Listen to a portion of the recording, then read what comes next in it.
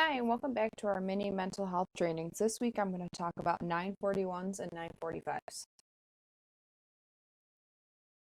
I'm going to discuss the difference between a 941 and a 945, discuss what to do to help an individual that does not meet a 941 criteria, talk about what a 939 hospital is, and provide insight to effectively document a 941.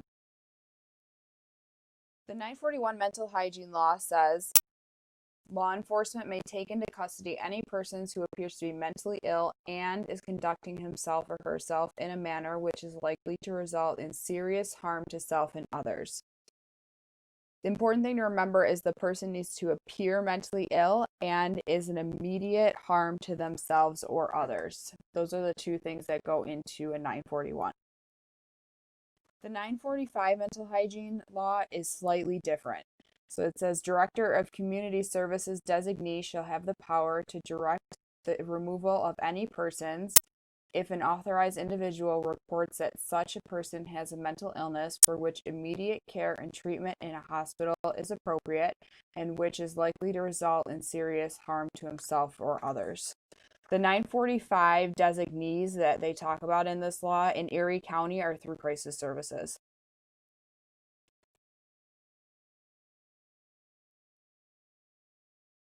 The main differences between a 941 and 945 is that the 941 is based off visible harm and visible symptoms.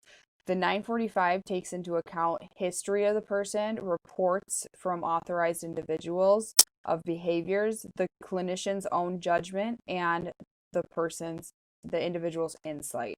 A 945 can take a lot more into consideration as opposed to the 941 that needs to have visible harm and visible symptoms right there in front of the officers.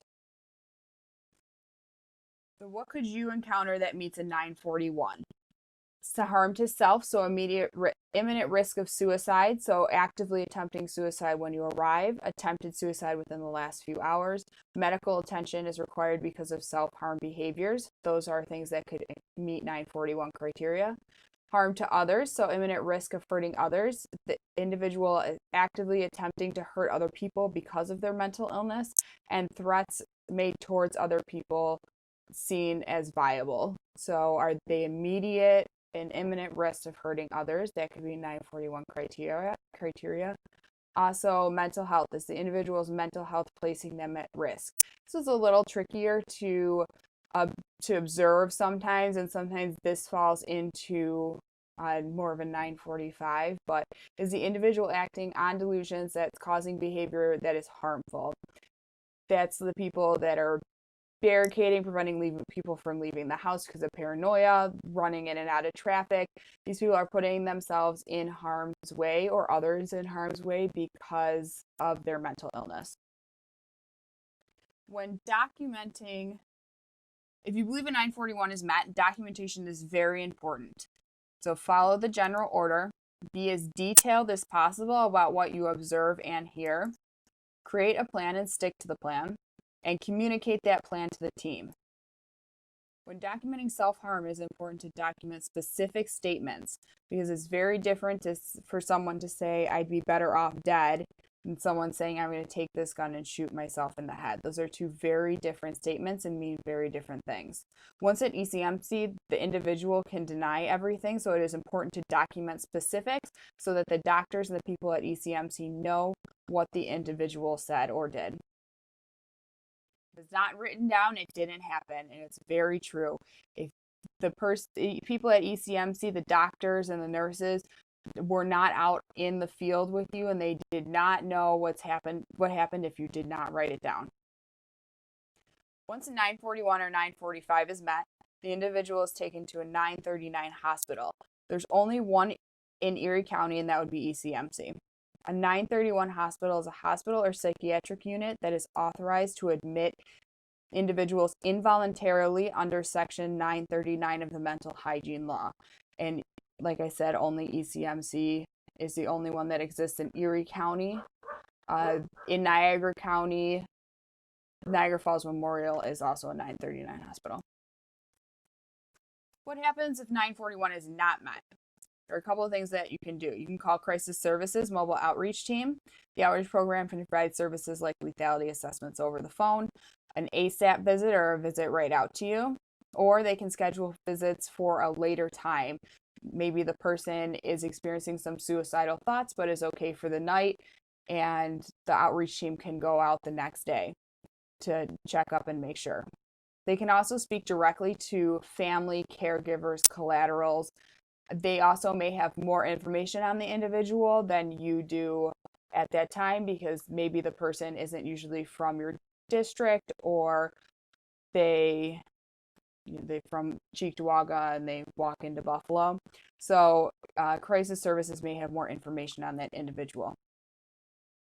Provide support to the individual. Sometimes just standing there and talking to the person can really help. Safety plan with them and build rapport. And also, if your department is a CIT department and you have a case manager, you can make a referral to our CIT Crisis Case Management. You can send an email referral after the completion of the call, or call the CIT case manager on site. If 945 or 941 criteria is not met, make sure that you document.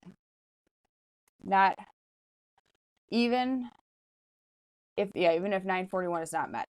In case you or another officer has to interact with that individual again, make sure you explain in detail why the individual did not meet 941. And if you are making a referral to crisis services, either the mobile outreach department or the crisis case manager, make sure that you have an updated phone number and also any information on treatment providers that you get while on scene. And make sure to include in your documentation a safety plan and what the next steps are. So for example, if you call crisis services and they said that they are going to go do a visit later that day, make sure that's in your documentation as well. Some things to remember: not every mental health related call will result in a 941 transport. Sending someone to CPEP just to cover your ass is not the proper use of a 941 transport. Make sure to use the options and resources that are available to you as a CIT officer, and that includes crisis services. If you need an overview of resources, please see our other mini training on the resources in Erie County. Thank you very much for listening into this week's mini mental health training, and I will see you all next week. Thank you.